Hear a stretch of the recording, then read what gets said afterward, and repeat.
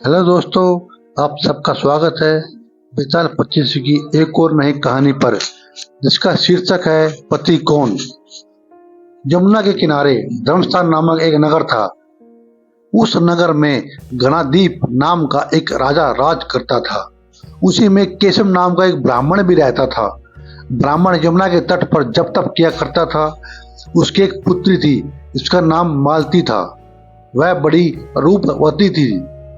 जब वह ब्याह के योग्य हुई तो उसके माता पिता और भाई को चिंता हुई।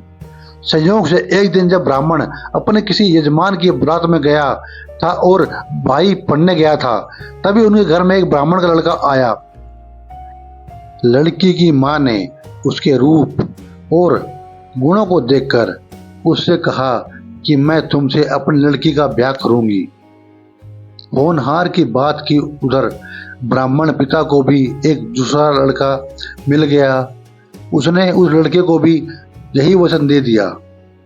उधर ब्राह्मण का लड़का जहाँ पढ़ने गया था, वहां वह एक लड़के से यही वादा कराया। कुछ समय बाद बाप बेटे घर में इकट्ठे हुए तो देखते क्या है कि वहां एक तीसरा लड़का और मौजूद है जो उनके साथ आए थे। अब क्या हो, ब्राह्मण, उसका लड़का और ब्राह्मणी बड़े सोच में पड़े। देव योग से हुआ क्या कि लड़की को सांप ने काट लिया और वह मर गई। उसके बाप, भाई और तीनों लड़कों ने बड़ी भागदौड़ की। जहर झाड़ने वाले को बुलाया, पर कोई नतीजा न निकला। सब अपनी अपनी करके चले गए। दुखी होकर वे उस लड़की को शमशान में ले गए और क्रियाक्रम कर आए। तीनों लड़कों में से एक ने तो उसकी हड्डियां चुन ली और फकीर बनकर जंगल में चला गया। दूसरे ने राख की गठरी बांधी और वहीं झोपड़ी डालकर रहने लगा। तीसरा योगी होकर देश देश घूमने लगा। एक दिन की बात है, वह तीसरा लड़का घूमते घामते किसी नगर में पहुंचा और एक ब्राह्मणी के घर भोजन करने बैठा। जैसे ही उस घर की ब्राह्मणी भोजन परोसने आई कि उसके छोटे लड़के ने उसका आंचल पकड़ लिया। ब्राह्मणी ने अपना आंचल छूटता नहीं था। ब्राह्मणी को बड़ा गुस्सा आया। उसने अपने लड़के को झिड़का, मारा पीटा। फिर भी वह न माना तो ब्राह्मणी ने उसे उठाकर जलते चूल्हे में पटक दिया। लड़का जलकर राख हो गया। ब्राह्मण बिना भोजन किए ही उठ खड़ा हुआ। घर वालों ने बतेरा कहा, पर वह भोजन करने के लिए राजी ना हुआ। उसने कहा, जिस घर में ऐसी राक्षसी हो, उससे मैं भोजन नहीं कर सकता। इतना सुनकर वह आदमी भीतर गया और संजीवनी विद्या की पोथी लाकर एक मंत्र पढ़ा।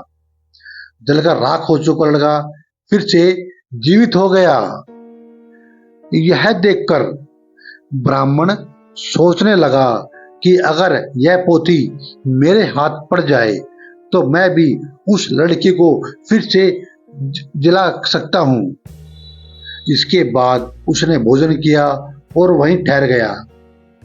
जब रात को सब खा पीकर सो गए तो वह ब्राह्मण चुपचाप वह पोथी लेकर चल दिया।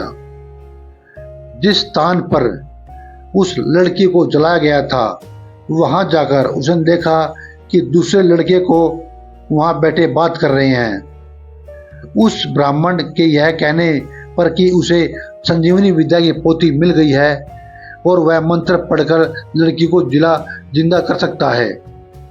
उन दोनों ने हड्डियां और राख निकाली।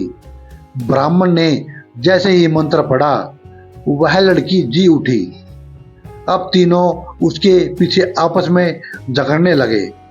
इतना कहकर बेताल बोला, राजा बताओ, वह लड़की किसकी स्त्री होनी चाहिए? राजा ने जवाब दिया, जो वहां कुटिया बनाकर रहा उसकी। बेताल ने पूछा, क्यों? राजा बोला, जिसने हड्डियां रखी वह तो उसके बेटे के बराबर हुआ। इसने विद्या सीखकर जीवन दान दिया वह बाप के बराबर हुआ। जो राख लेकर रमा रहा वही उसका हकदार हुआ। राजा का यह जवाब सुनकर बेताल फिर पेड़ पर जा लटका। राजा को फिर लौटना पड़ा और जब वह उसे लेकर चला तो बेताल ने तीसरी कहानी सुनाई। दोस्तों, आज की कहानी यही समाप्त होती है। आपको कहानी अच्छी लगी तो वीडियो को लाइक करें, चैनल को सब्सक्राइब करें और वीडियो ज़्यादा से ज़्यादा शेयर करें। Thank you so much. Bye.